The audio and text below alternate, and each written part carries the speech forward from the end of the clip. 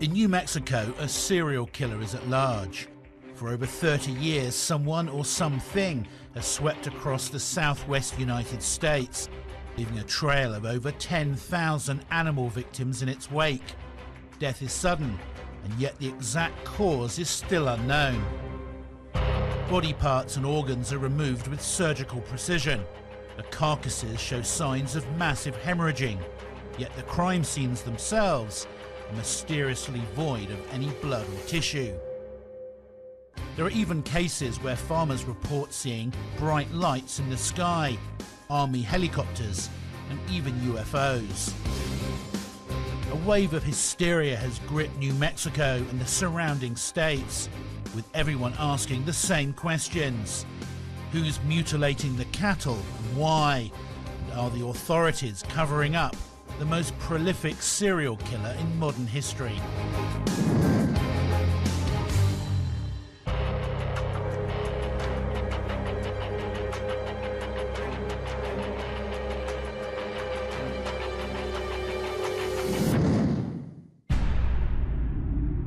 Just what are these reported mutilations, and who exactly is doing them? Cattle rustlers, Satanists, UFOs, or covert military operations?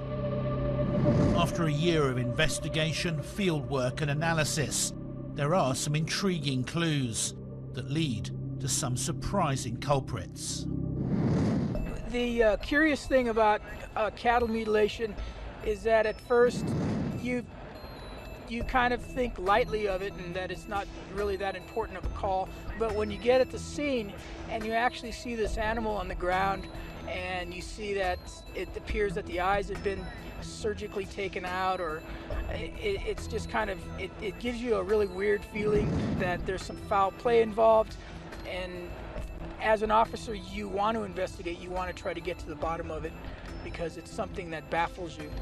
And it's a crime, whether it's the government, a cult, or something from outer space or inner space or another dimension or whatever, or whoever is doing it. It's a crime and it costs us money. Extraterrestrial biological entities have been killing and mutilating animals around this planet since at least the 1950s. And our government knows it, and our government has not wanted anyone to pay attention to it or to realize it. I truly think they're testing the cows. It's a biological type testing that they're doing, and they're doing it at random. My question is, why do they bring them back? I don't know for sure what's going on there, but I do know that we have to look at more prosaic explanations first before we go into the realms of absolute fantasy. For example, we need to look at whether there are satanic cults operating in these areas. We also need to check out whether we're dealing with simply a combination of people stealing cattle, rustling going on, and in some circumstances perhaps these animals being predated by things like cougars and wildcats. To my mind, when there is an earthly phenomenon such as cattle mutilations, albeit a very mysterious earthly phenomenon, it only makes sense to look for an earthly cause or an earthly explanation. Looking at it from the standpoint of a mystery or an unsolved homicide, if you will, the books are staying open until the case is solved. The first reported mutilation was believed to have been in 1967 in Colorado. The carcass had bizarre injuries and had decomposed at an unnaturally fast rate. When a local farmer reported that an unidentified object had hovered over her ranch the day before, the press immediately linked the mutilation to UFOs. Since 1967, over 10,000 cattle have been carved up and left strewn across the fields of southwestern America, but no one knows who's doing it or why. The mutilations have been blamed mostly on coyotes and wild dogs, but some say the injuries are too precise to have been carried out by a predator. In many cases, the cattle have had broken limbs and what might be strap marks on their legs, which could indicate that they've been lifted out of the fields in a harness, then dropped back down to earth from a great height. Some people claim the US government has been reluctant to act on the mutilations. In the face of such official indifference, the ranchers have turned to independent researchers and journalists for answers. Cattle mutilation that we think took samples a few minutes ago of the udder, the rectum, the nasal cavity, and this will be sent to 3 different labs. The major investigations into cattle mutilations have been carried out by David Perkins, Chris O'Brien, Gail Stalin and Linda Moulton Howe. Between them, they've collated reports on hundreds of cases, photographed the evidence and carried out amateur forensic investigations in the field. If you've never seen one, it's totally amazing. It's just, as soon as I saw my first one, I was hooked, and I decided to devote my life to this. When you see a big mutilated cow on the ground, that's a pretty tangible item. 1,000 pounds of physical evidence. That's always been the intriguing part of this for me, is, lights in the sky are lights in the sky. Who knows what they could be or might have been or might be. But when you see the cow on the ground, it's very, very striking. I ask myself, who or what could be doing this to these animals? And it is a crime. Whatever it is, or whoever is doing it, it's a crime, and it should be treated as a crime.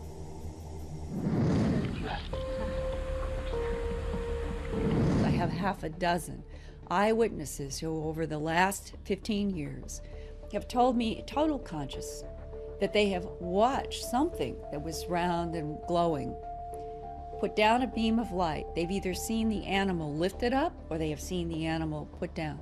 As a journalist, as an investigative journalist, I have to report this is what people are seeing. This is what people themselves have experienced. And I think that all the rest of us need to pay attention to what eyewitnesses are saying.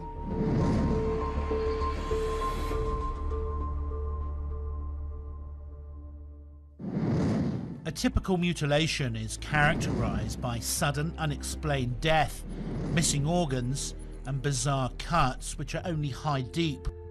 The parts that are taken are similar in all reported cases. An eye, the tissue around an eye. The sexual organs are gone. The tongue, completely so deep in the throat that it often takes the larynx and the trachea. There might be an eye removed with the eyelashes still intact. And the rectal tissue in probably 95% of the cases poured out. There's no blood. You might have a little bit of pooling in the body cavity. Why? Sometimes the tail. It's quite a sight when you see one.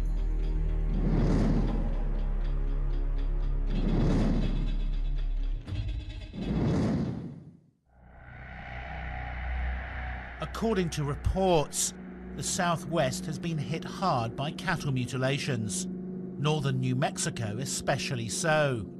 It was there in Taos in 1994 that one of the most terrifying incidents ever reported took place. On September the 13th, Larry Gardia was out bear hunting in the woods when he heard a terrifying high-pitched noise coming from the trees. The noise sent a herd of cattle into a stampede. Everything happened so quick, when I heard that noise, then all of a sudden I heard the cows that had passed, and I turned around and I saw them all running the opposite direction. As they ran past him, he said he turned to see 2 mutilated animals on the ground. First thing I saw was the back part of the cow where it had the 3-inch hole. There's no blood, no nothing. It looks like they just, like a laser. To me, it looks like some type of sophisticated laser that just cut right half of its right face, and it cut it off. Larry said a third cow was screaming in pain as it was being dragged several feet off the ground into some trees. Larry raised his rifle and fired in its direction. I turned back to look toward that noise where the other third cow that was alive was being dragged. And I kept looking at it, and I kept seeing that it was trying to get back on its feet. It was floating. I shot once, and the noise just kept on. And the second shot, I aimed maybe 20 feet further in front of the first shot, and that's when the noise stopped.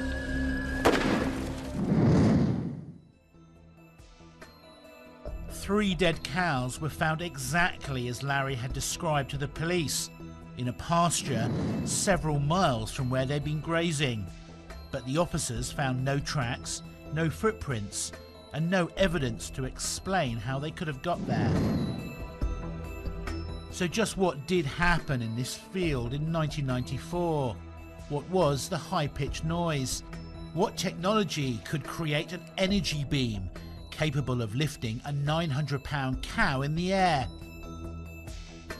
Military experts at Jane's Defence Weekly said that this technology had indeed been developed, and that far from being extraterrestrial in origin, it was being used by covert elements of the US military. If they have broken through that barrier, they'll want to keep quiet about it. And if it's as radical as some people speculate, then they would want to keep quiet about it, not just for a number of years, but for decades, possibly up to 100 years.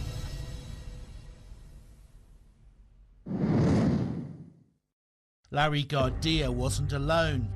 In Cuesta, north of Taos, rancher Tom Reed was suffering repeated horrors night after night. His ranch had become a centre for bizarre activity. He kept a log of over 30 mutilations since 1994, but he says it was one particular incident with such horrific wounds that finally made him speak out.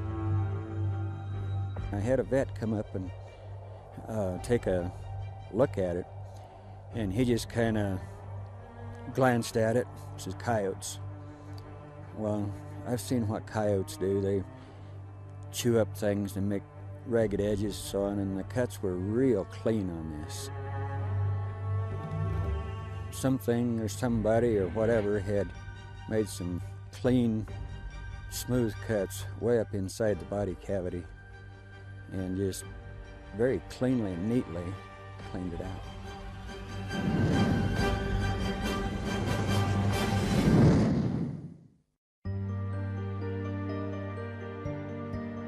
In 30 years, there's only been one official investigation of cattle mutilations.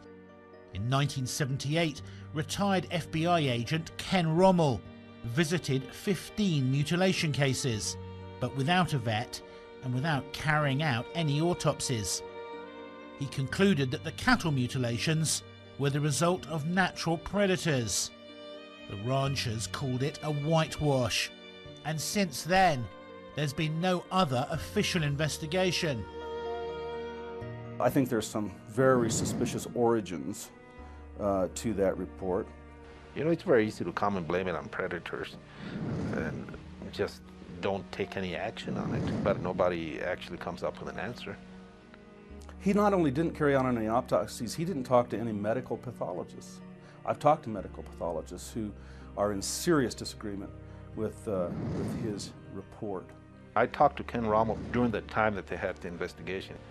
None of the victims were interviewed. You just have to make a decision on yourself. If you're a real solid, a good investigator and you don't interview the victims, there's something lacking there. Well, I think it's damn strange.